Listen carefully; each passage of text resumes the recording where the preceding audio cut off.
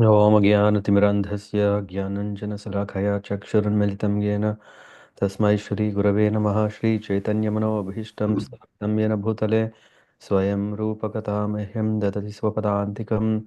वन्देऽहं श्रीगुरो श्रीयुतापदकमलान् श्रीगुरुन् वैष्णवांश्च श्रीरूपं साग्रजातां सहगण रघुनाथान्वितां तं सजीवं साद्वैतं सावधूतं परिजनसहितं कृष्ण चैतन्यदेवं श्रीराधाकृष्णपादान् सहगणललित श्रीविशाखान्वितांश्च नमो विष्णुपादाय कृष्णपृष्ठाय भूतले श्रीमते भक्तिवेदान्त स्वामिनिति नामिने नमस्ते सारस्वतीदेवे गौरवाणी प्रचारिणे निर्विशेषशून्यवादी पाश्चात्यदेशतारिणे वाञ्छाकल्पतरुभ्यश्च कृपा सिन्धुभ्य एव च पतितानां पावनेभ्यो वैष्णवेभ्यो नमो नमः।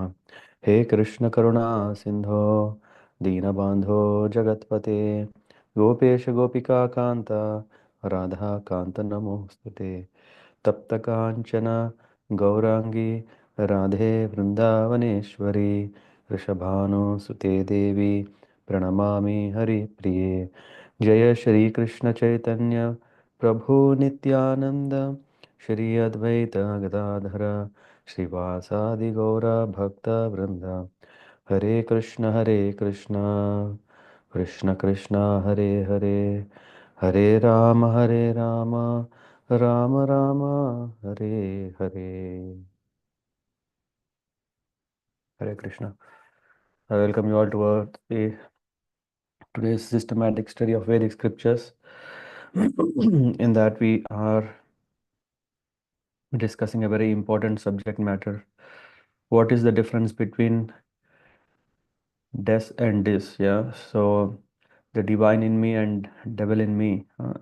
So when we are here as sadhakas, we can understand that we are going through a transformation. Yeah, and this transformation is a gradual transformation, a transformation of giving up our uh, conditioning and embracing the eternal freedom, which means liberation from the sufferings. And the solution here is not by godless consciousness, but godly consciousness. Because when one is understanding the qualities of devatas, the gods, and the Supreme Lord Himself, we understand what qualities are to be expected in us that help us to understand. Because the Lord, who is beyond the three modes of material nature, yeah, so Daiviyesha Gunamai Mamamaya Duratyaya. The Lord is saying that my energy is so strong that it's not so easy to get out of it. So this transformation might appear like an impossible task because we have been trying, we have been failing, we have been trying again, we have been failing. It's been yeah, just like cycle of birth and death. We have a cycle of try and fail, and whatever little success we got compared to the failure, we may not even appreciate that. So there is always this, and how to come out of it is that the Lord is Himself saying that one who becomes a devotee of me, one who surrenders to me, one who worships me, then Maya etam tarantite, one can overcome the influence of that energy. And here in this chapter, we are discussing about the qualities through which we can understand that in which modes are we influenced, and how to understand the thought process in me. Yeah, yeah. Because there is a good dog and a bad dog in everyone. The good dog is always disciplined, uh, always is very loyal, and is always working hard, mm, and which means rendering service. And then there is a bad dog. The bad dog is always barking, if we don't pay attention to it. The bad dog is always, um, yeah, not so interested in serving, but is always interested in to be served. So let's try to understand from this chapter. I think we are in the 20th verse, and from there we take it further. Thank you. I'll share the screen, and if someone is interested to read, feel free.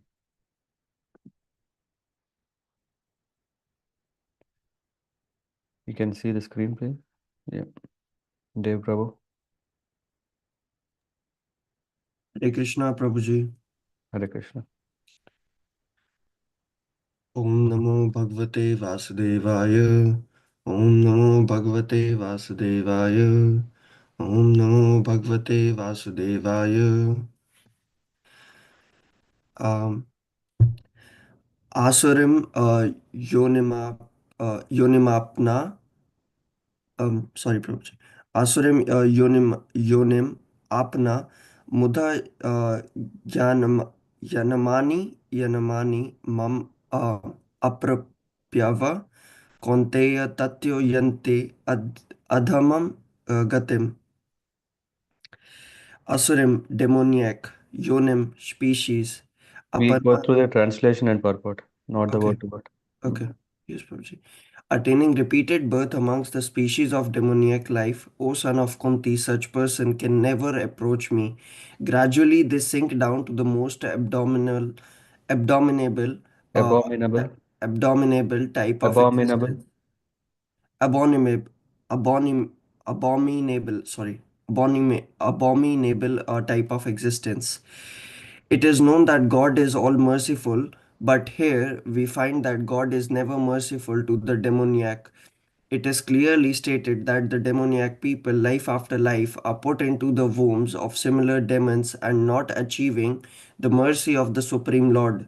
They go down and down so that at last they achieve bodies like those of cats, dogs, and hogs. It is clearly stated that such demons have practically no chance of receiving the mercy of God at any stage of later life. In the Vedas also, it is stated that such persons gradually sink to become dogs and hogs. It may be then argued in in this connection that God should not be advertised as all merciful if he is not merciful to such demons.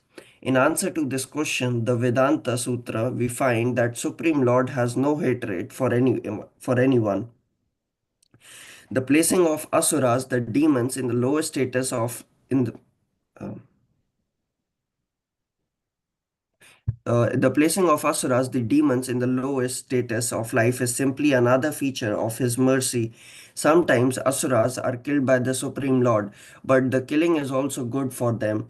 For in Vedic literature, we find that anyone who is killed by the Supreme Lord becomes liberated. There are instances in history of many asuras, Ravana, Kamsa, Hiranyakashipu, to whom the Lord appeared in various incarnations just to kill them. Therefore, God's mercy is shown to asuras if they are fortunate enough to be killed by him.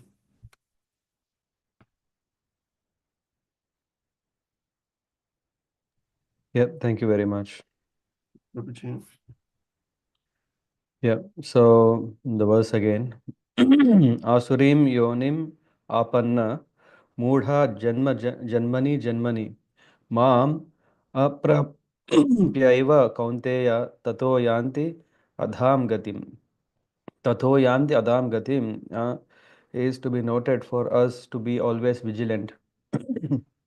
Asurim yonim apanna means one who is gaining access to the birth of demonic life, means attaining repeated birth amongst the species of demoniac life.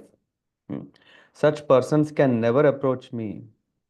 Mam, aprapyaiva, kaunteya. Aprapyaiva, prapya means achieve. Aprapya means without achieving. Aprapyaiva, kaunteya. Tato yanti adhamam gatim. Adhama means condemned, and gatim means destination. So gradually they sink down to the most abominable type of existence.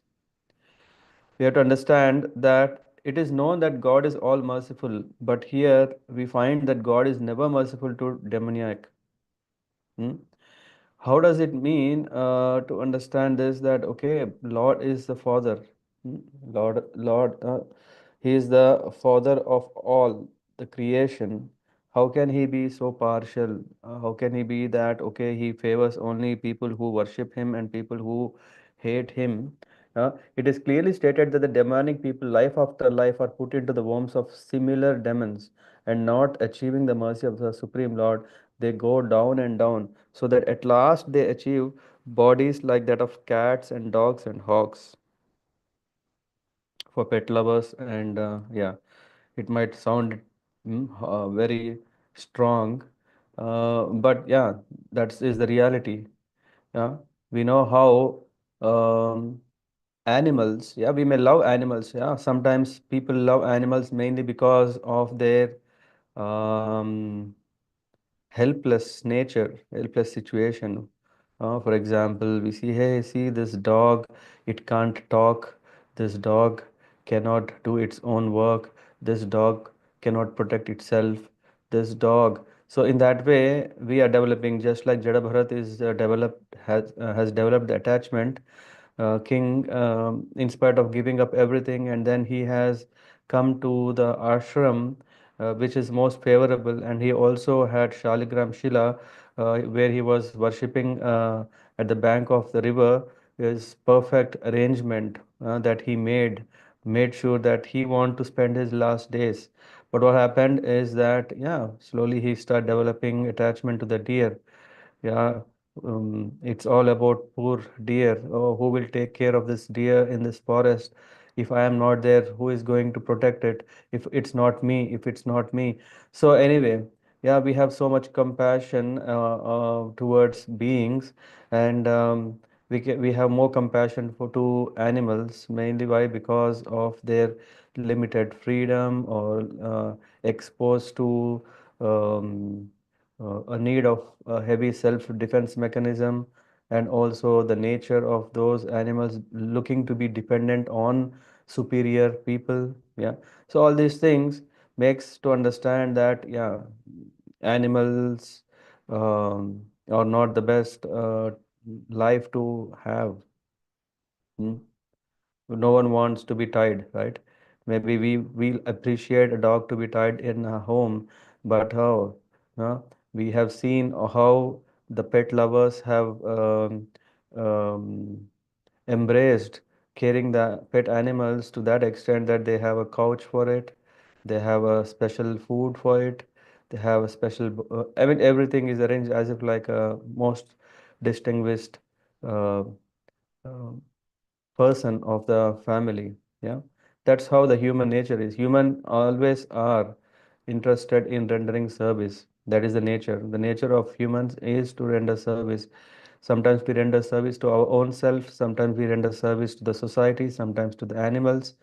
Rather, the purpose of all these qualities are actually rendering service to the Supreme Lord, because it is the Lord who is the Master, it is the Lord who is our Creator, it is the Lord who is Supreme Enjoyer, means uh, He can enjoy the best.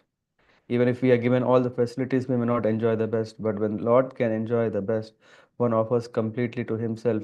And in return, what happens is that by fulfilling this duty of a being, he is eligible to experience bliss. Coming back here, we can see what happens is that it is clearly stated that such demons have practically no chance of receiving the mercy of the Lord at any stage of later life, which means it can be seen as a what is this called, a whirlpool, right? If some object falls, yeah, then it goes down, down, down, down, so that it can't be easy. It's going more down. It is clearly, and then in the Vedas also it is stated that such person gradually sink to become dogs and hogs. It may be then argued in this connection that God should not be advertised as all merciful if he is not merciful to such demons. In answer to this question, the Vedanta Sutras say that we find that the Supreme Lord has no hatred for anyone. Hmm. There's a difference between love and hatred. Yeah. It is not that if Lord is not appreciating the activities or the actions of a person, doesn't mean there is no love. There is no hatred. This is very important. Usually, we see in the duality sense, we think that, oh, I hate someone, that's why I don't want to see him. I want to uh, harm. So that, so this is the Lord doesn't. Yeah. What is the aspect of His mercy is that He is giving every being a chance to learn by himself. He is giving facilities through which he can learn so that he can genuinely, because the Lord doesn't force himself, but Lord, out of genuine love for the being and also care for the being, is giving the opportunity to transform himself, to imbibe the devotional qualities and give up the demonic nature. Otherwise, what happens? Sometimes the asuras are killed by the Supreme Lord, but this killing is also good for them. For in the Vedic literature, we find that anyone who is killed by the Supreme Lord becomes liberated. Hmm. In this connection, let me see if I can quickly get access to Srimad Bhagavatam, 7th canto, where Yudhishthir Maharaj is asking the questions. The 7th canto, chapter 1. It is said, Parikshit Maharaj is asking questions. Yeah, he's asking questions. Yeah, the same questions were repeated later. So King Parikshit inquired, "Hmm, My dear Brahmana, the Supreme Lord Vishnu, being everyone's well-wisher, is equal and extremely dear to everyone." Yeah, we say na. हमें बीज प्रता पिता. I am the seed giving father. So Parikshit Maharaj, when he was hearing Srimad Bhagavatam from Shukadeva Goswami, he is asking, Vishnu being everyone's well-wisher, equal and extremely dear to everyone, how then did he become partial like a common man for the sake of Indra and thus killed Indra's enemies? Yeah, this is about Vitrasura. How can a person equal to everyone be partial to some and inimical towards others? Yeah.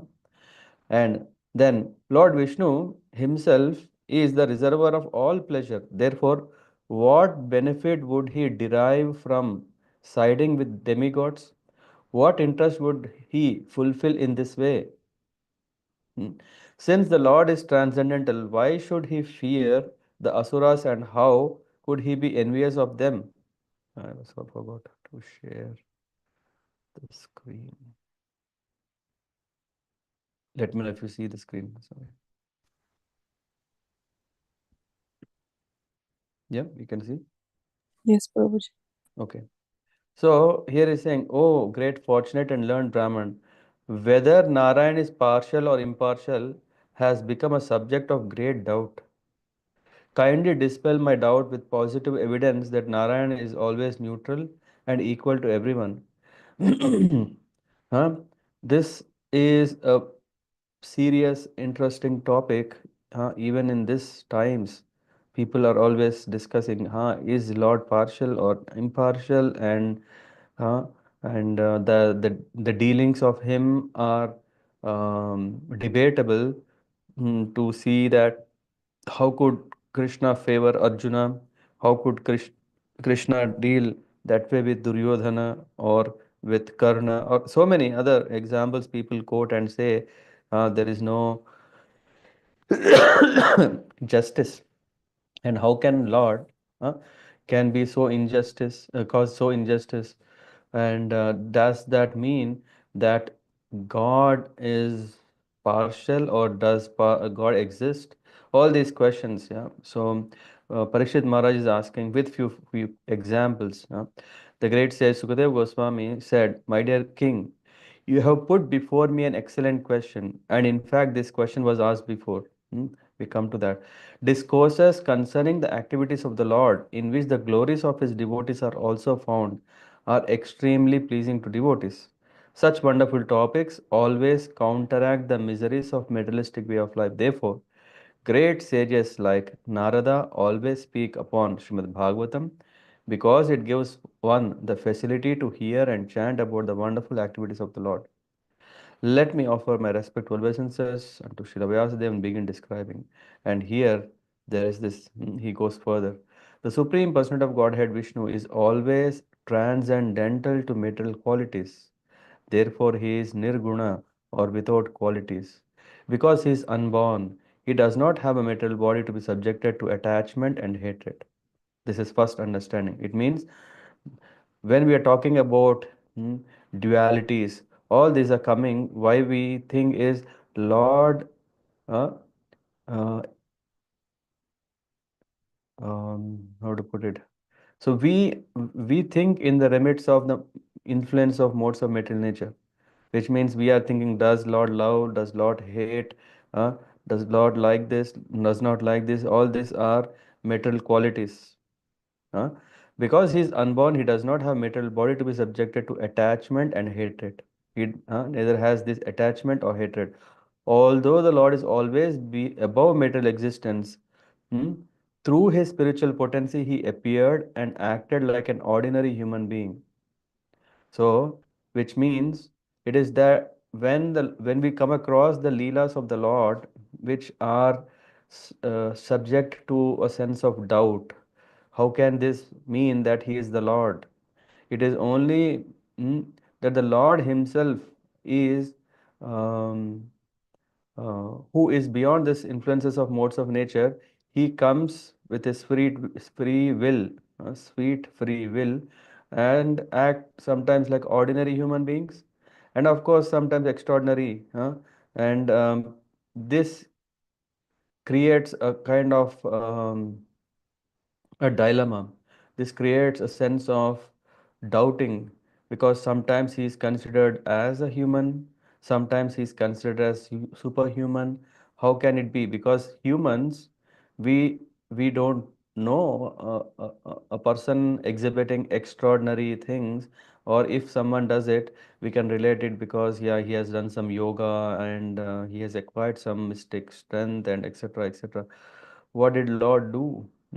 We don't know. Yeah? And when it is so simple that Lord is exhibiting, we have doubt because we know that to get such powers is not so easy.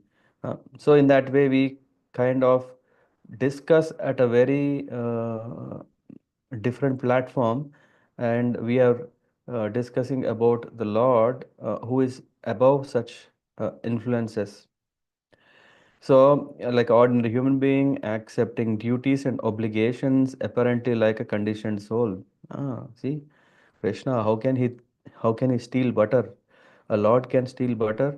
A Lord can steal the what do you call this? Saris of the gopis. Huh? A Lord can run away from the battlefield. Lord can expose the secrets of other persons. Lord. So in that way, there are so many things we think, hey, these are the qualities of human. So definitely, Lord is a human. This is the understanding of most of people who do not believe in God. Why? Because in their life, initially they may have started believing, but it didn't work out as per what they defined their Lord to do, and it didn't happen. That's why they go against the Lord and they start becoming atheist and start preaching atheism. And for that, they do not have faith, and but still in spite of not having faith, they refer the same books to prove that try to prove that there is no God. My dear King Parikshit, the material qualities Sattva, Raja, and Tama all belong to material world and do not even touch the Supreme Person of Godhead. These three gunas cannot act by increasing or decreasing simultaneously. Hmm? When the qualities of goodness is prominent, the sages and demigods flourish with the help of that quality with which they are infused and surcharged by the Supreme Lord. Similarly, when the mode of passion is prominent, the demons flourish, and when ignorance is prominent, the yakshas and rakshasas flourish. The Supreme Personality of Godhead is present in everyone's heart, fostering the reactions of uh, Sattva Guna, Rajaguna, and Tamaguna. So this is what the Lord is. He is present inside everyone, and He is uh, um, mm, grooming one's guna with required environment.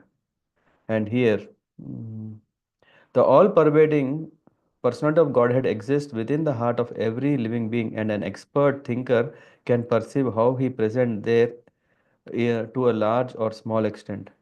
Just as one can understand the supply of fire in wood, the water in a water pot, or sky within a pot, hmm, one can understand whether a living entity is a demon or a demigod by understanding that the living entity's devotional performances. What is defining? Huh? This is the definition of a person, whether he is a demon or demigod, by his execution of devotional service. A thoughtful man can understand how much a person is favored by the Supreme Lord by seeing his actions. When the Supreme Lord creates different types of bodies, offering a particular body to each living entity according to his character and fruitive actions, uh, guna and karma. The Lord revives all the qualities of material nature, sattva, guna, rajoguna, and tamoguna. Then, as the super soul, he enters each body and influences the qualities of creation, maintenance, and annihilation using sattva guna for maintenance, Rajoguna for creation, Tamoguna for annihilation. O great King, the Lord, controller of material and spiritual energies, who is certainly the creator of entire cosmos, creates the time factor to allow material energy and living entity to act within the limits of time. This is the factor. If we have a time box, we know that we plan accordingly to the time, because time is a resource which is defining how much can we achieve, what can we do within that time period. Thus the Supreme Lord is never under the time factor nor under the material energy. This is clear. But on the other hand, we are. That's why we grow old. When we grow old, then we have the issues of old age, the challenges of old age. When we are growing, as the time advances, we develop diseases and yeah, sufferings, all these things. But Lord doesn't. O King, this time factor enhances the Sattva Guna. Thus, although the Supreme Lord is a controller, he favors the demigods who are mostly situated in Sattva Guna. Hmm? Then the demons who are influenced by tamoguna are annihilated. The Supreme Lord induces the time factor to act in different ways, but he is never partial. Rather, his activities are glorious, and therefore he is called Purushrava. Formerly, and in while Shukadeva Goswami is explaining to Parishit Maharaj, he is bringing that the same question was asked by Maharaj Yudhishthir in Rajasuya Yagya to Narada Muni. What did he ask?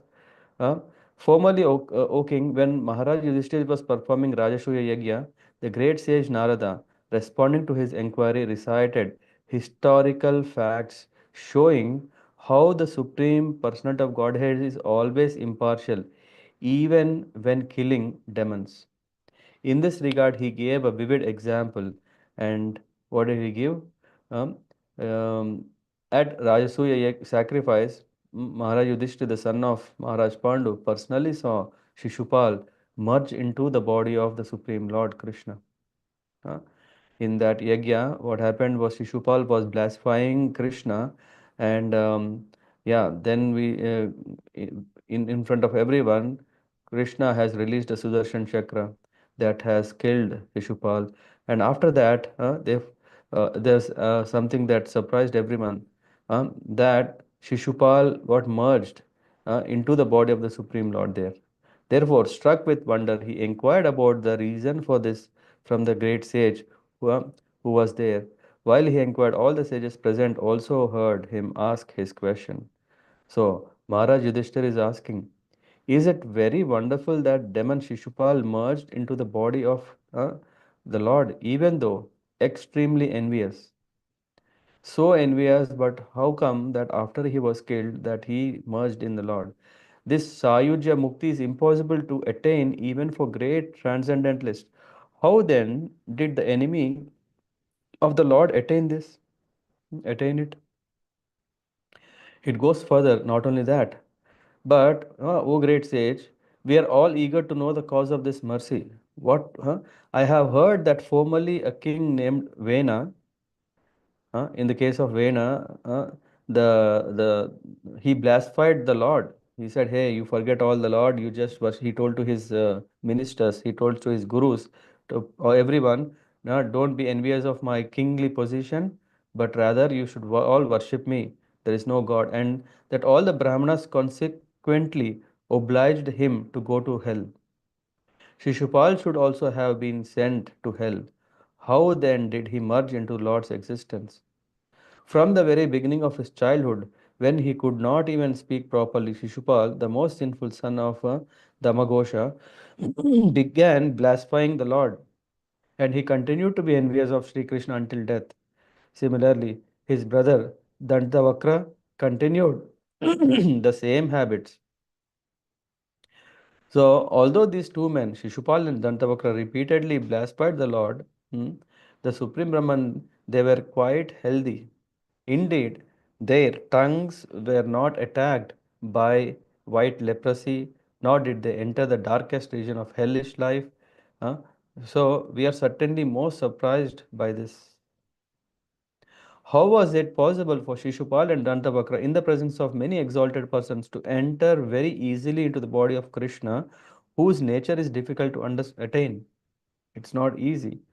This matter is undoubtedly very wonderful. Indeed, my intelligence has become disturbed just as the flame of a candle is disturbed by a blowing wind.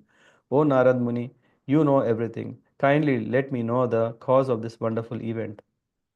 Uh, so, Srila Sukadeva Goswami, after hearing the request of Maharaj Yudhishthir, Narad Muni, who knew everything, was very pleased. Thus, he replied in the presence of everyone taking part in the yajna. He said, the great sage Narada said, O king, blasphemy and praise, chastisement and respect are all experienced because of ignorance.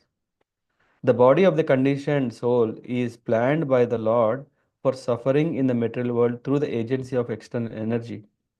My dear king, the conditioned soul, being in the bodily conception of life, considers his body to be his self and considers everything in relation with the body to be his. Because he has this wrong conception of life, he is subjected to dualities like praise and chastisement. Because of the bodily conception of life, the conditioned soul thinks that when the body is annihilated, the living being is annihilated. Huh?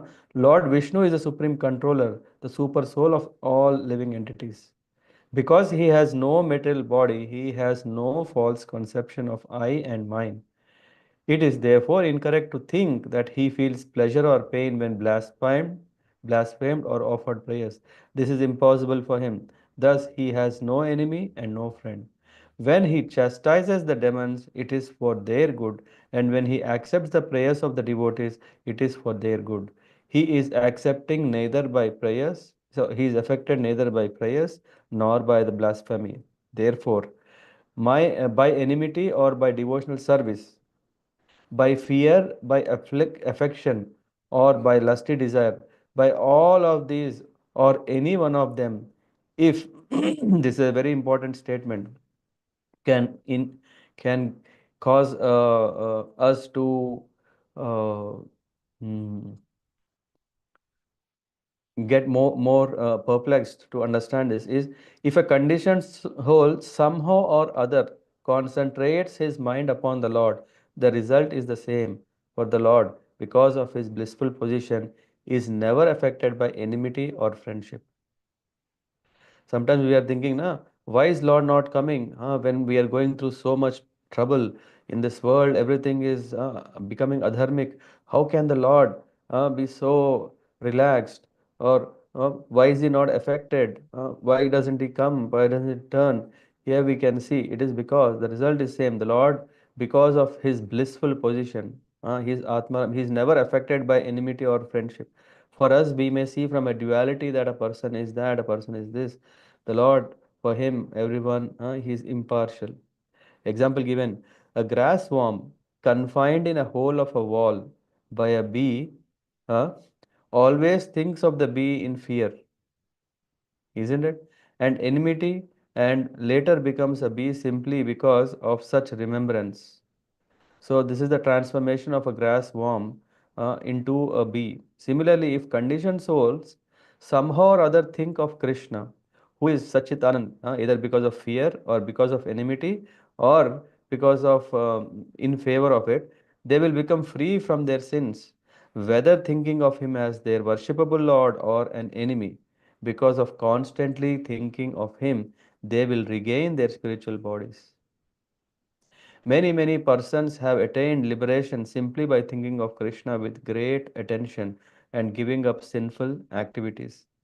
This great attention may be due to lusty desires. There are examples, case studies given here. One, lusty desires like kubja, inimical feelings, fear, affection, or devotional service. I shall now explain how one receives Krishna's mercy simply by concentrating one's mind upon him. Uh, then he brings up nourishing avatar, and then yeah, it goes further. But here Nadan Muni continued, best of Pandavas, your two cousins Shishupal and Dantavakra, the son of your maternal aunt, were formerly associates of Lord Vishnu, but because they were cursed by Brahmana, they fell from Vaikuntha to this material world. This is other reasons. um, in fact, in this way we can see okay, 32 is also a verse. Somehow or other, one must consider the form of Krishna very seriously. Then, by one of the five different processes mentioned above, one can return home back to Godhead. Atheists like King Vena, however, being unable to think of Krishna's form in any of these five ways, cannot attain salvation. Therefore, one must somehow think of Krishna, whether in a friendly way or in an inimically way. Uh, it is mentioned here. We can see here.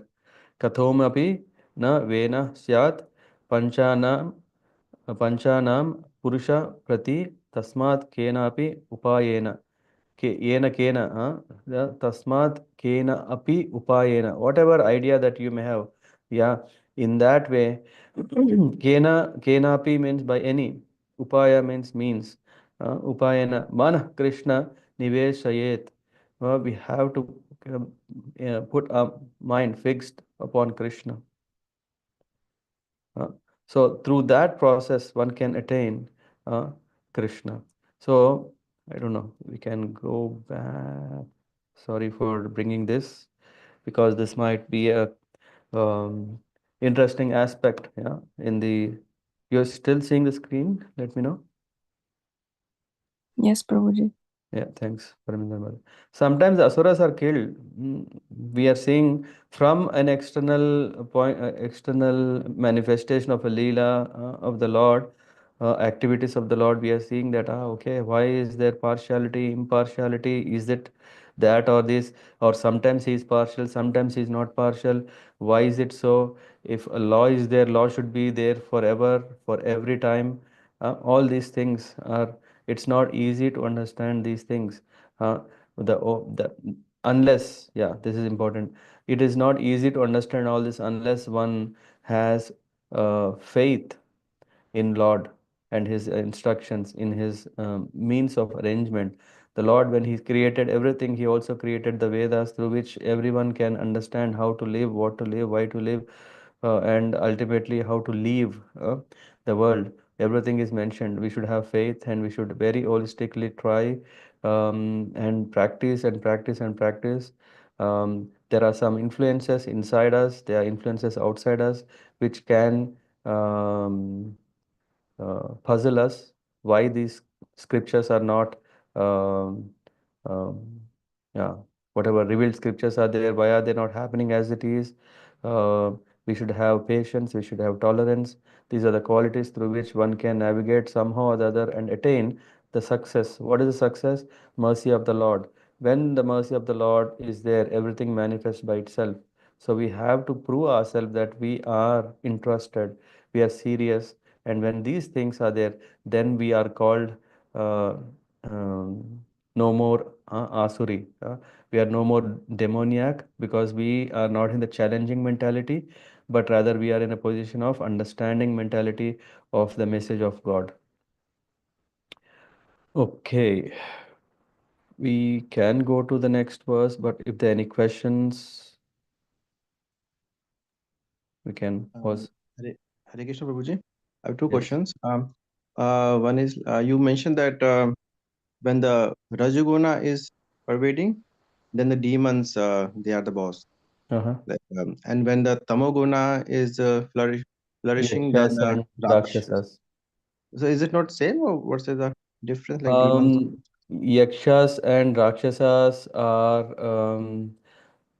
subtle. They're subtle spirit. Like we have, right? Our gross body, we can see that the five elements are there.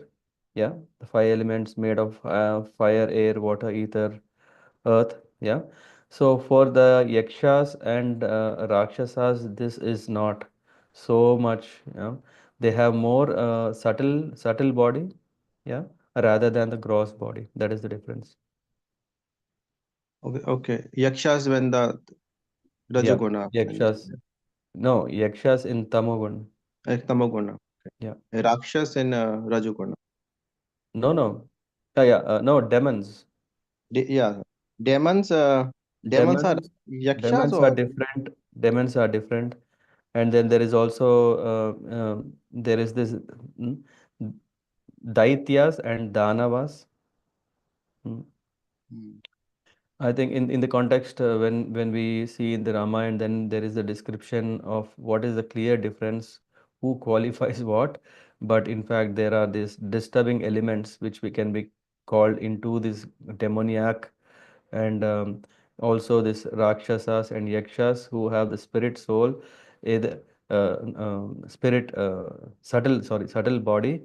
Through that they can go to different planets and they don't need a body. That's why they are called Yakshas and Rakshasas. So Yakshas are sometimes um, um, they can they can appear so they also do a service, yeah, but sometimes it is good, then they are good yakshas. If they don't do good, then they are called rakshasas. Okay, okay. Yeah, I'll see where I can find. I mean, long ago I came across that. I think as Sindhu Mataji is there, I think when or Gaur Bhagwan Prabhu, maybe when you were reading the Ramayana, I think it comes um in the uh, not Sundarakand, maybe in the Kishkinda Kand or Aranya Kand. I think one of the, I think Aranya Kand, I think. In one of this, there is this. Yes, Prabhuji, in Aranyakand, Rama has taken so many so many demons. The time all this different type of asuras yeah, Danava, like what you mentioned, all that Yeah, came you're right. into Yeah, here. so yeah, it comes in that, or it comes also in the even Kishkinda Kand also, where Wali is challenged by the who is that? Dundubi Prabhu. Dundubi and Mayavi Maya and Danava. Yeah. So in that context, I remember reading about it. I will find it and share it. Adira Sabha. Okay, Prabhuji, okay. And Yeah. Prabhuji, another question. Like we heard that Krishna is not affected by the prayers or criticism. Yeah. Mm-hmm. But we also hear that when we do some devotion service or prayers, and when Krishna is pleased, then we get the mercy of Krishna. Mm-hmm. So, but we also that now heard that he is not pleased or Yeah, he he's is. not materially affected. He's not materially affected. When we say not affected means that he's not under the influence of material nature, like how we have affection, like oh, attachment. So that is not there. This is what it means. So he enjoys the service of the devotees, yeah, which Hmm. means um, he gets bliss, yeah, or pleasure from the service of the devotees. Otherwise, there is no question of serving the Lord, because when the Lord cannot enjoy the services, what is the purpose of one rendering service? But he's not attached. Attachment and hatred are the dualities, material nature, and there it means that Lord is not affected materially. Okay, Prabhuji. Okay. Hmm. Yeah. Okay. Yeah. Thank you, Prabhuji. Yeah. Yeah. Understand it. Thank you. So I Shall think we? it's a little challenging because we are always thinking in the material modes of nature, Yeah. and Our when okay. when we refine, then comes this level of understanding, like where we can see the you know this story about the cobbler and the brahmana, right? Yes, Prabhuji. Yeah. A cobbler is in a position to accept everything, not because of blind faith, but because of strong conviction that Lord can definitely do anything. Whereas a Brahmana, he was not sure. Why? Because from Shastras, he thinks that the Lord should be dealing like this and etc. So, and yeah, when we have such knowledge, sometimes we may think the Lord can exhibit only like this. When he exhibits something different, again, we are sitting in the drawing room to figure out from starting, does God exist or not? Yeah, that means our faith is always shaken, and we again start from there. Yes. Yes. Thank you, Prabhuji. Hare Yeah, Krishna. thanks. Pratik Prabhu? Hare Krishna Guruji. One question means it is observed that Vishnu or Krishna he doesn't gives boons or mercy or darshan as much like Shiva, Durga, because is this the reason because they are more quickly impressed by yagyas or tapas or uh, Um, other demigods? yeah. In the nectar of devotion, there are quite some, I mean, very, very important reasons. But in Bhagavad Gita, Krishna is saying that whatever favor the demigods are giving to a devotee, for example, if one worships Lord Shiva, whatever the favor that he is getting is indirectly still attained because it is granted. Anumanta is still the Supreme Lord Krishna. So first of all, if anyone is getting anything, it is still because there is element of grant that is there from Lord uh, Krishna. This is first. But then Lord Krishna is allowing the demigods to get all to give all these boons to the to either anyone who is worshipping. Um, but he is reserving a very important thing to give, and that is what is the pure devotional service. Yeah. So the Lord is not giving that because it is said that the power of bhakti is that the Lord Himself can be purchased. What does that mean? That means that when a person is a devotee in his devotional service, in the pure devotional service, he pleases the Lord so much that the Lord says that I am so much indebted that I can't pay him anymore. Yeah. And then he himself surrenders to such devotees, which is a very, very um, priceless, uh, priceless boon one can have. So the Lord is not going to give so easily such a boon. Why? Because one may misuse such a boon.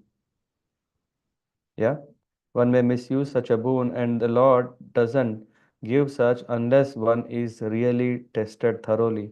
So that's why in Srimad Bhagavatam we come across that if one wants to become a devotee of Lord Vishnu, actually this is what even Dharmaraj asks. I'll have to check in which verse is in which canto it is. It is there is this question of Yudhishthir Maharaj is asking, um, why why is that the devotees of Vishnu are thrown into poverty? Huh? Why they have to go through all these difficulties and challenges of life? Yeah, we can see about Sudama Vipra, right? So, ah, yeah, if devotion would be so easy, um, what is the worth of it? How can we maintain it? The Lord, why does Lord make it so difficult? So difficult is it's not that He is making difficult. He is preparing uh, um, the things which are favorable for engaging in devotional service. Whatever is not favorable, the Lord is removing that because they are anyway an obstacle in our service. Just I'm always trying, I'm still looking for this nice example that there's a lady who is serving her husband, and she has bangles, and whenever she's serving, then always this bangles, yeah, ring, and then these bangles are making um, yeah, sound, or kind of a disturbance. What she does is that she removes the two bangles and she keeps only one bangle, so that she can render service and there is no sound, there is no disturbance. But the point here is that the Lord is taking away what is not necessary, whatever is causing disturbance in our thought process, whatever is causing disturbance in our devotional practices. So the Lord is preparing the favorable environment, and this favorable environment is not so easy to get, because Lord, on one side, He is giving us the free will. Yeah, so He gives us the free will, so that we ourselves are interested to become His devotees. This is first thing. That itself is difficult because of the influence of material nature. Daivesha gunamai, the Lord's external energy. He is preparing us through this churning, so that we can give up our unwanted upadhis, unwanted shelters, unwanted designations. And all these things have to happen. Then only one becomes eligible, qualified to go in the path of devotion, which is not the case in the case of other things. Yeah, if one wants to be rich, they can do certain vrata. If one want to have a beautiful husband, they can do that. These are very small things. Pratik Prabhu? Yes, Prabhuji. I mean, what do you say? Yes, I totally understand, but I also feel, as you said, it's not simple. Yeah, I feel it's tough because as the last uh, katha we had, Ram Raghav Prabhu said that the society makes pressure or this environment for us, and we have to this this whole thing is a new direction of thinking. Yeah, yeah, that's right. Because we are raising our voice against the Maya. Hmm? Huh? Just imagine, yeah, if if uh, if we go and challenge these extremists or terrorists, what will they do? Huh? We are in trouble, right? We are in a Yes, big trouble, because yeah, we have to be very vigilant. We need to improve our strength. We need to be strong. Otherwise, we will be simply affected. So similarly, we are waging a war. Yeah, saying that now, at least now, I have got my senses back. So I am not going to give up in any kind of trap. And that then the energy of the Lord, the external energy, is making sure that yeah, we advance. Why? Because there are so many things inside us that need to be removed. It is not that the Lord is so sadistic. Huh? He is not that.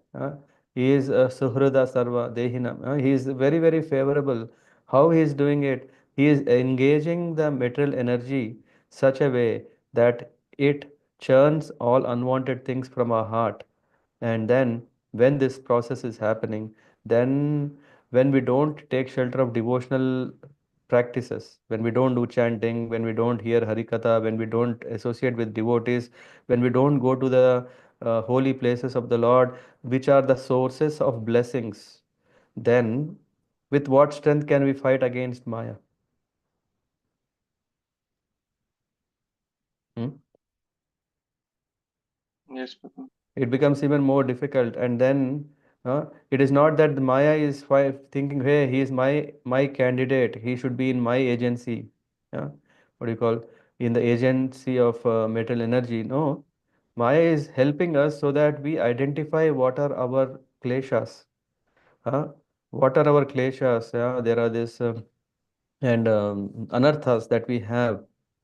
uh, it's when we just like how the butterfly is coming out uh, with very flying wings, that it can fly anywhere, But before that, can it fly? No.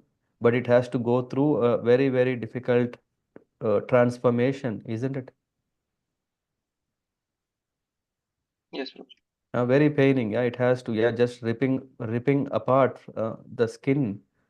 How difficult it is. But yeah, we can see that it succeeds, and then with all colors, it can fly. So we usually are disturbed by the transformation process, right? Hmm? How nice if there is some. No, what we can do is, yeah, when we know that there is a support system which can help us, when we take shelter to that, what is it called? Sadhana. When we take, yeah, it means that, okay, I know how bad I am. I know the ways how I can come out of it. We just have to take shelter, and yeah, there are so many devotees who have transformed. Yeah, they were, yeah, as when Prabhupada was in the US, they were hippies, yeah, who were drug addicts, who were meat eaters, who were interested in illicit sex, yeah, with all kinds of relations and all those things.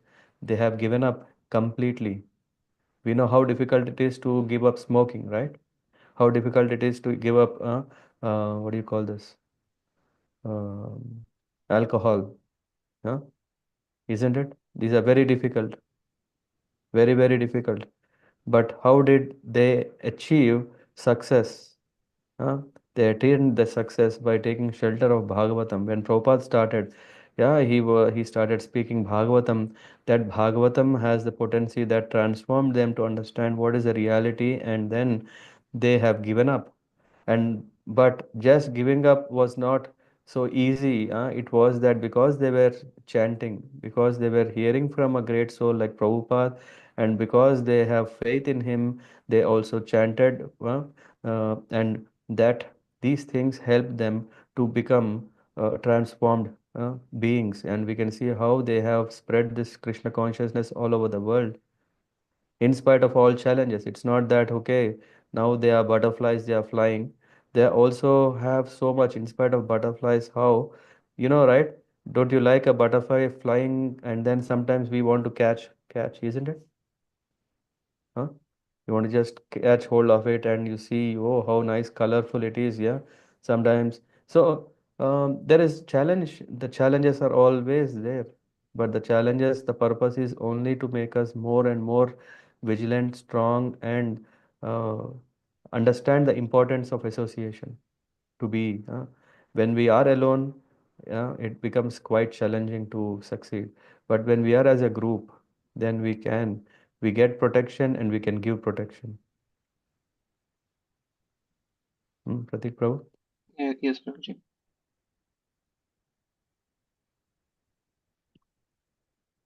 Okay, if Thank you. that's fine, shall we go to the next very important verse? Hmm? Ready? Who would like to read this verse? Any first time? I see Ranjani. I don't know if I've met you before, Ranjani Mataji. I will read this, Prabhu, Okay. if you give me the chance. Yeah, definitely. Very happy to hear. Do let me know you see the screen.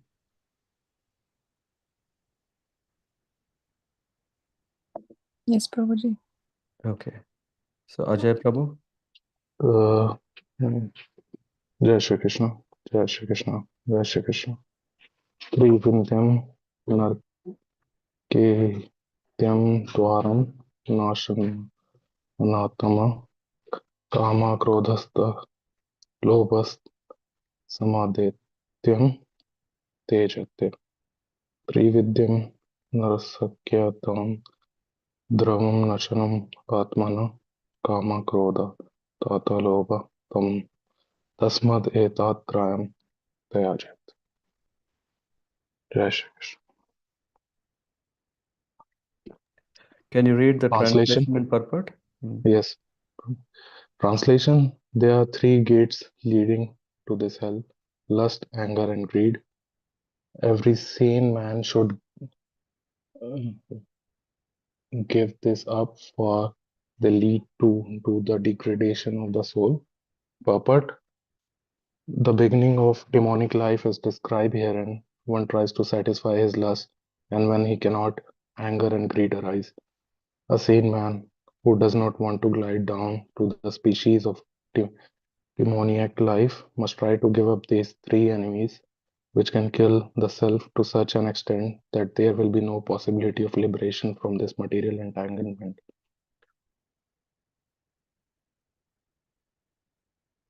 Yeah. Okay.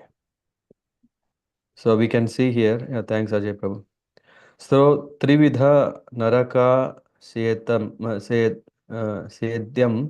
is there are three gates to hell.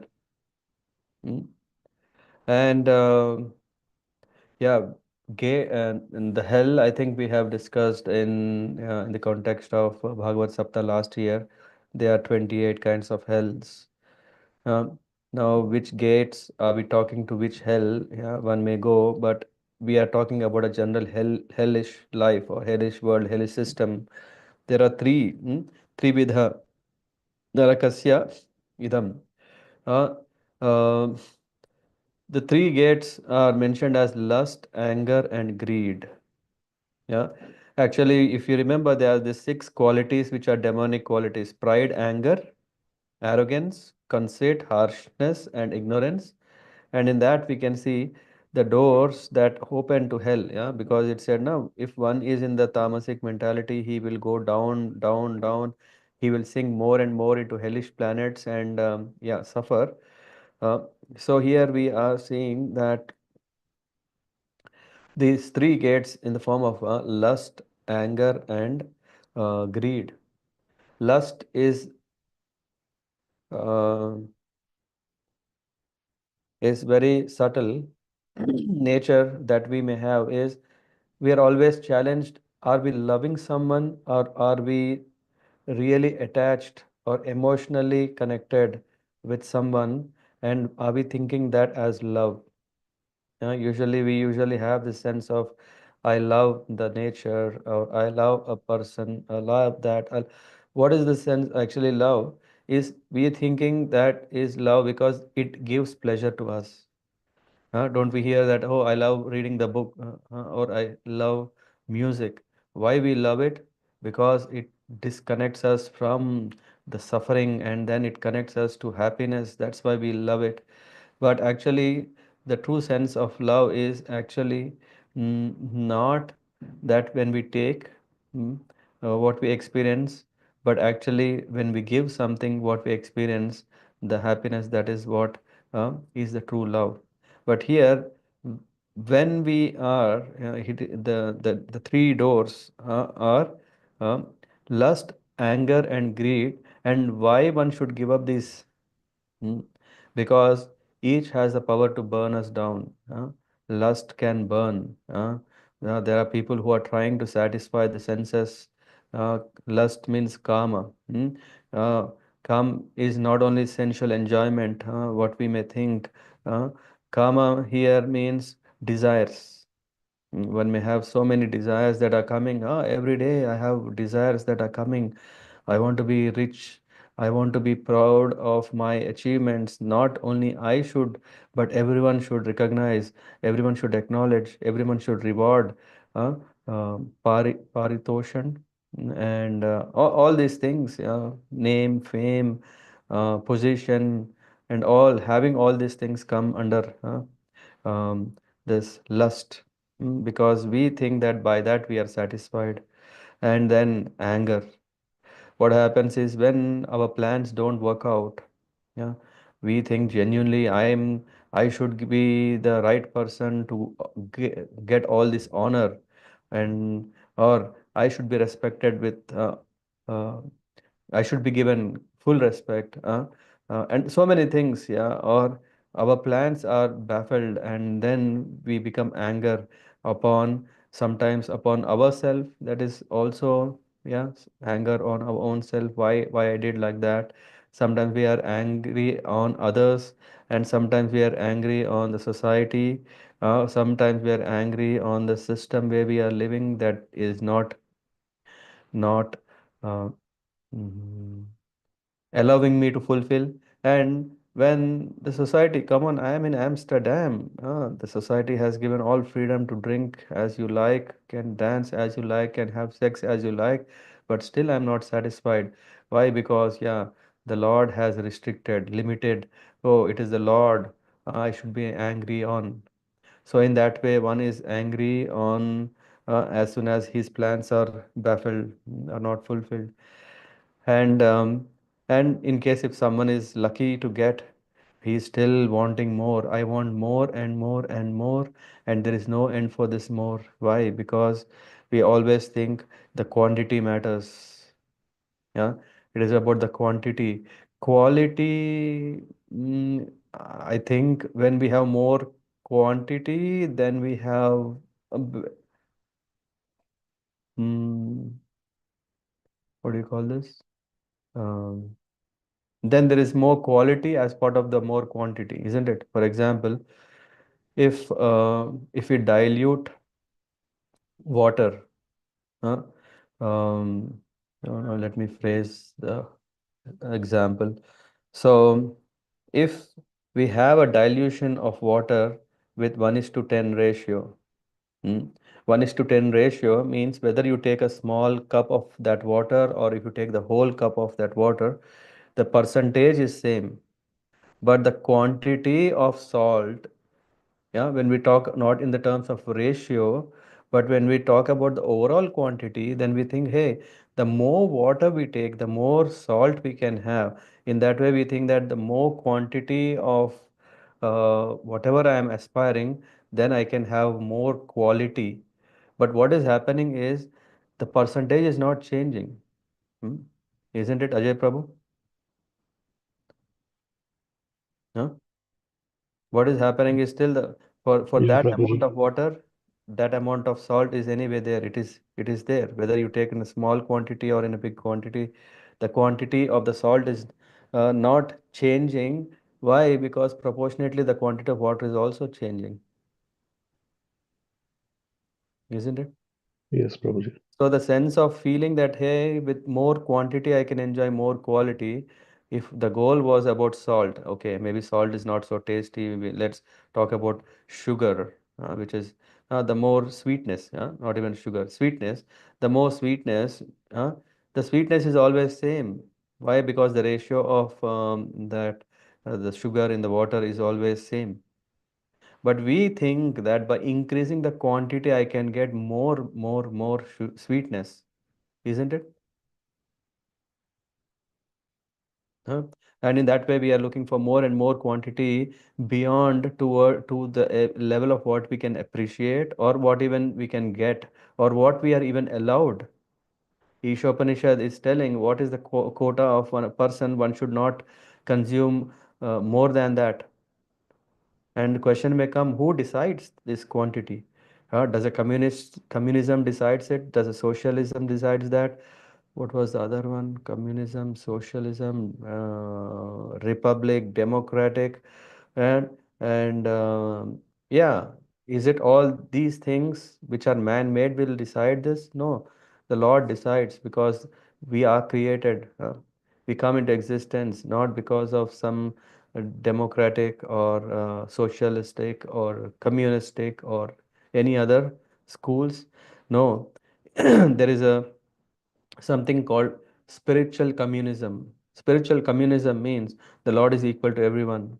Means the Lord has given, has defined a quota for everyone. It is not the man who decides because man is fraudster. He can manipulate, and that's why he says, uh, we know this. What is it called?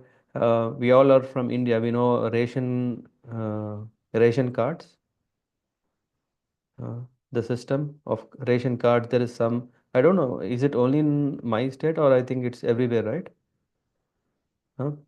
A ration card gives one eligibility to get subsidized, I mean, mm, ration for a subsidized rate. Mm. You can go to your government established godowns or some places where you can get rice, sugar, wheat, whatever, all these things for a very reasonable price. Hmm? Why? Who is deciding this? The government is deciding. And then there is a blue card, there is a white card, there is a pink card, depending on one's eligibility, one is defining all these things. But still, yeah, one still can commit fraud in the name of this.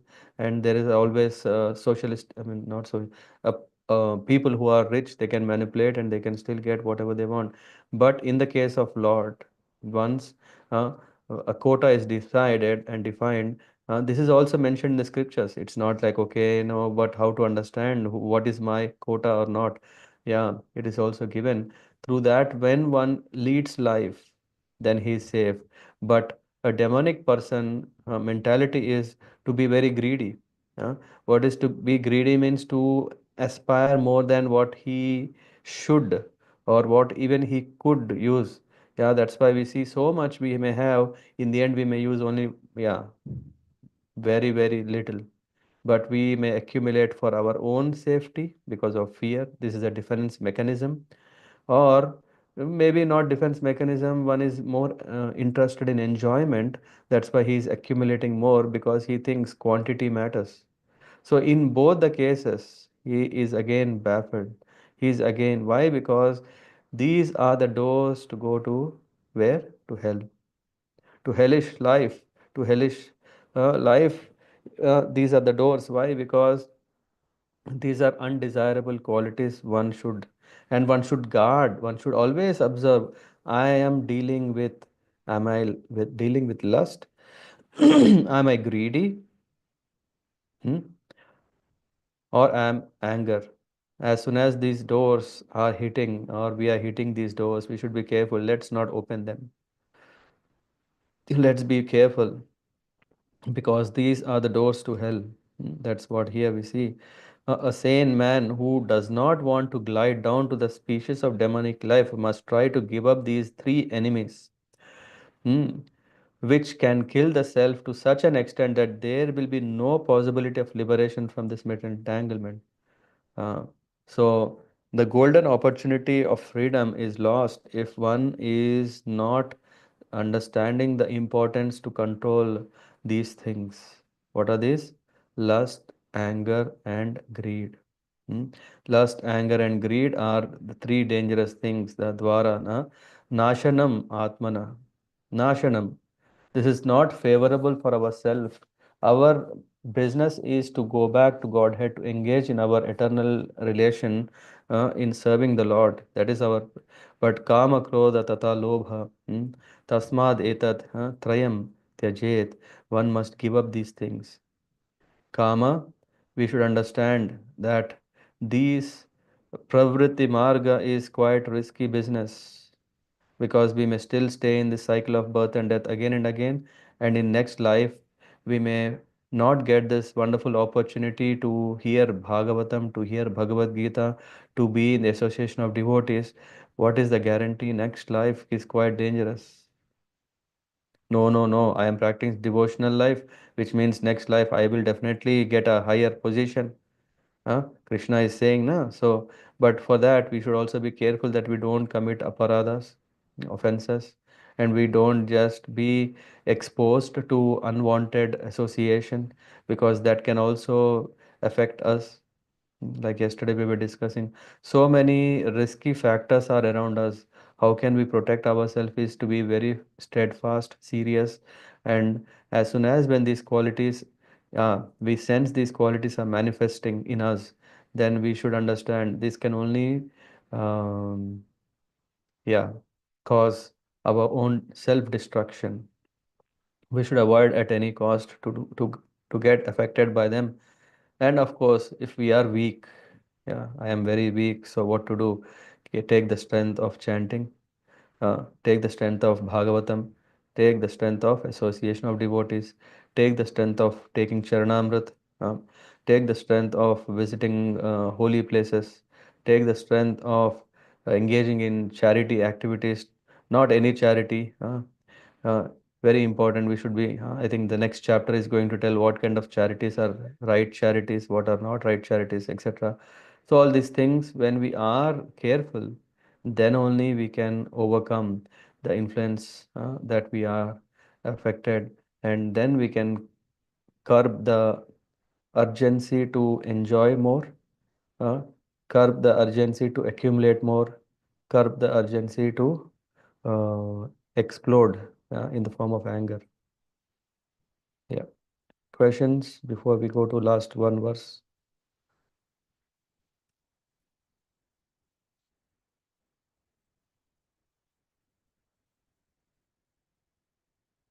No questions? Hare Krishna Prabhuji. Yes. Prabhuji, is the desire of liberation is also a way to hell, gate of hell? It is said that devotees, Prabodhananda Saraswati, and forgot Vrindavan Das Thakur, Vrindavan Das Thakur. They say that just liberation is like hell. Yeah, they are not aspirant because liberation is not the main thing. Liberation can make us more comfortable that we want to, because it is a state where you are not suffering, but that's not the end goal. Liberation can only give you favorable facility to engage in the right duty. The right duty is always engaging in the service of the Lord.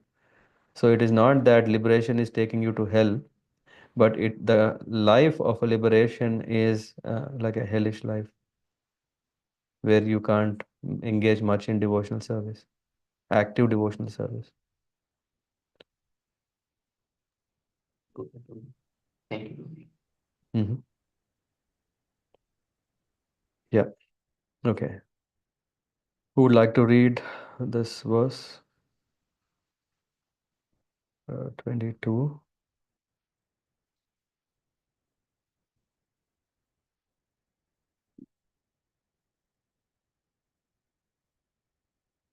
Hmm. Someone? Okay, let's speed up. Eter vumukta kaunteya tamo dvarais tribhir acharati atmana shreyas tato yati param gatim. How to attain this 21 to 24. The last four verses are giving the way how we can escape from these hellish doors. The man who has escaped these three gates of hell, O son of Kunti, performs acts conducive to self-realization and thus gradually attain the supreme destination, Param Gati. Um, mm. This Param Gati is very important. We are all aspiring for that. So in the purport, if someone want to read, they can read, and then I can explain.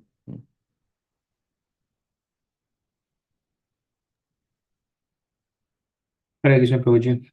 Translation. The man who has escaped these three gates of hell, O son of Kunti, perform acts conducive to self-realization and thus gradually attains the supreme destination. Purport. One should be very careful of these three enemies of human life, lust, anger, and greed. The more a person is freed from lust, anger, and greed, the more his existence becomes pure. Then he can follow the rules of regulation in, enjoined in the Vedic literature. By following the regulative principle of human life, one gradually raises himself to the platform of spiritual realization. If one is so fortunate by such practice to rise to the platform of Krishna consciousness, then success is guaranteed for him. In the Vedic literature, the ways of action and reaction are prescribed to enable one to come to the stage of purification. The whole method is based on giving up lust, greed, and anger. By cultivating knowledge of this process, one can be elevated to the highest position of self realization. This self realization is perfected in the devotional service. In that devotional service, the liberation of the conditioned soul is guaranteed. Therefore, according to the Vedic system, instituted the four order of life and the four status of life called the caste system and the spiritual order system. There are different rule and regulation for different caste or divisions of society, and if a person is able to follow them, he will be automatically raised to the highest platform of spiritual realization. Then he can have liberation without a doubt. Hare Krishna. Yep, Hare Krishna. Prabhu. So to summarize here, these are telling that the man who has escaped these three gates of hell uh, performs acts conducive to self-realization. And what does that do? Because I think who was that? It was Anu Prabhu was very interested when we have this program. We should bring these books, the science of self-realization, and give a chance for the youth to read through that. Science of self-realization. In fact, the name says it's science. It's not just a philosophy. It's not just a theoretical. What do you call this? Theoretical concept.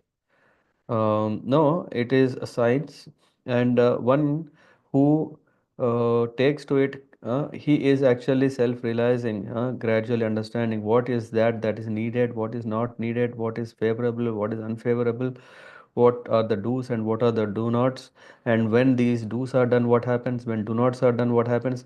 Everything is done, and it's not just someone is sitting and just writing, but actually it is in fact referred the essence of all the Vedas. Yeah, from that, such a science of self-realization is brought out for one's easy way back home.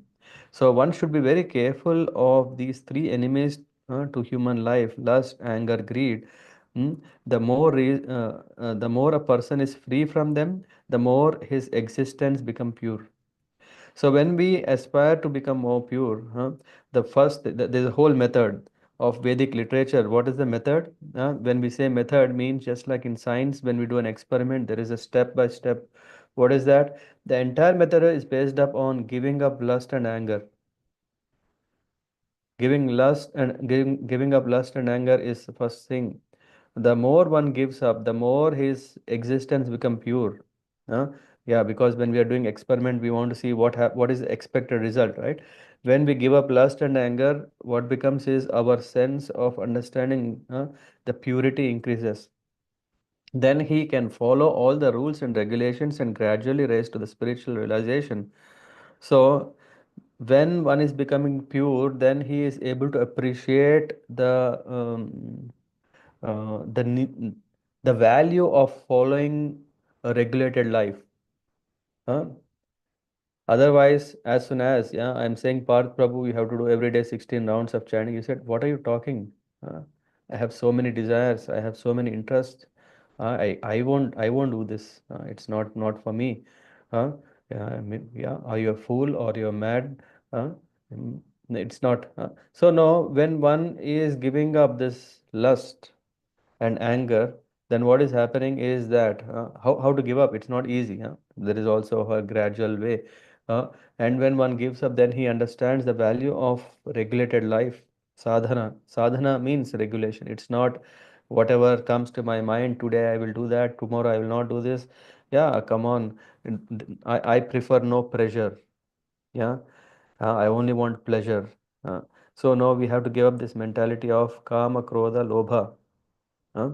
So these are three enemies. And when we give up, then we appreciate the sweetness of the purity that comes out of it. Oh, yeah, I'm not disturbed. Oh, because I'm not disturbed, I'm enjoying a better health. Because I'm enjoying a better health, I want to know more about it. When I learn more about it, then it gradually rises to the spiritual realization, because this happiness is not coming from outside. None. This happiness is coming from within. So how the soul is experiencing it. So it's. I mean, we can just briefly touch it, but in detail. So there's a gradual process, and thus one can rise to the platform of Krishna consciousness when one is taken to the whole method and prescription of Vedic literature. And how this Vedic system is practically instituted is mentioned in the end of the purport, in form of varnashrama duties, which help in gradual elevation to the highest platform of spiritual realization and liberation. One can come to that. Then he can have liberation without a doubt. Hmm. That is that is implicitly um, not implicitly, that is obvious. Yeah, so when one takes to Krishna consciousness, liberation is already granted. One is not interested, hmm, but liberation is anyway given. Why? Because we are just connecting ourselves to the transcendental platform. In the transcendental platform, there is no attachment, because there is no attachment, but that state is called liberation. So liberation is anyway there when one engages in devotional service. Okay. Thank you very much.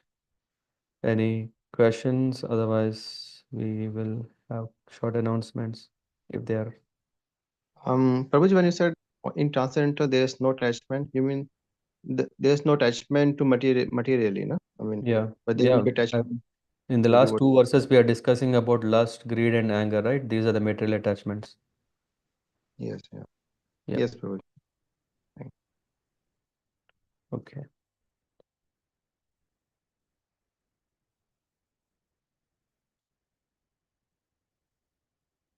Okay.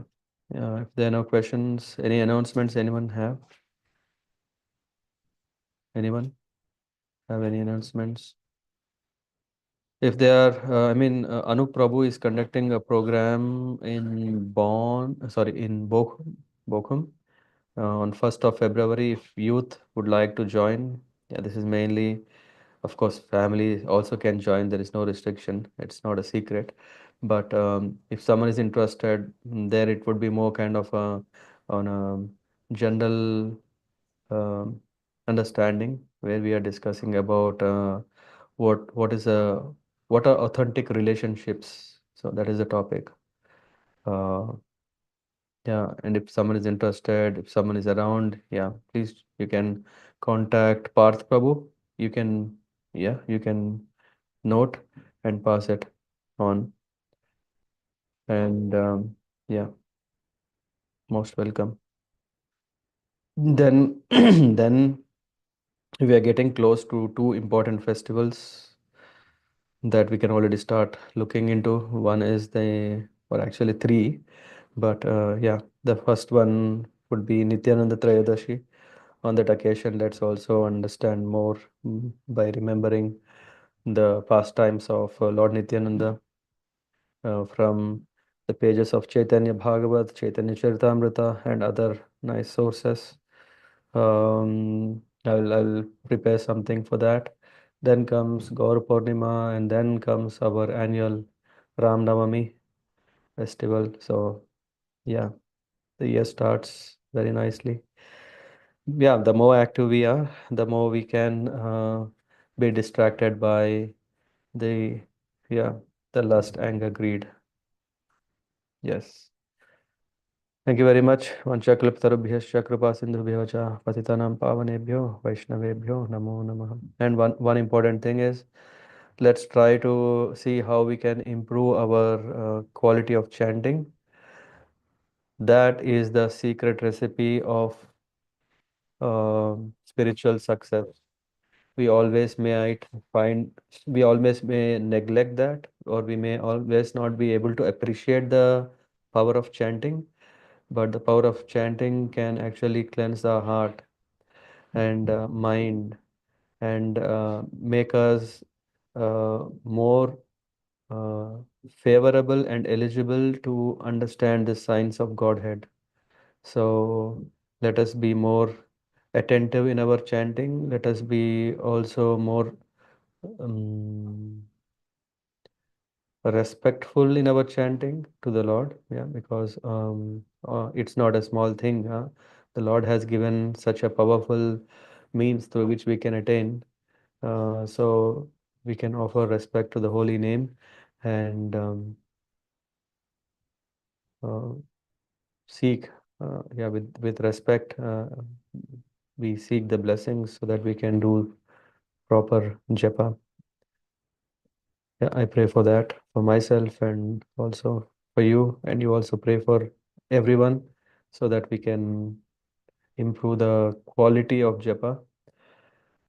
Um, Yeah, and in case someone is stuck somewhere, try to increase the quantity as well. Yeah, because sometimes we may think it's all about quality. Let me do one round with full quality. And yeah, well, why not two rounds with good quality also? Yeah, there is no harm. As long as possible, as many times as possible, there is no problem.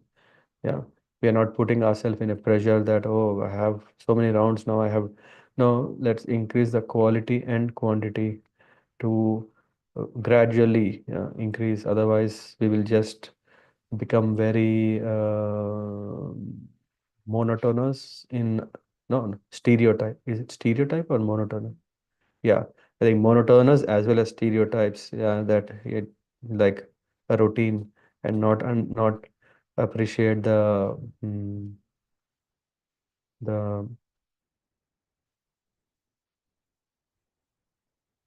the potency of the chanting and the changes that are happening because of the chanting in our own life.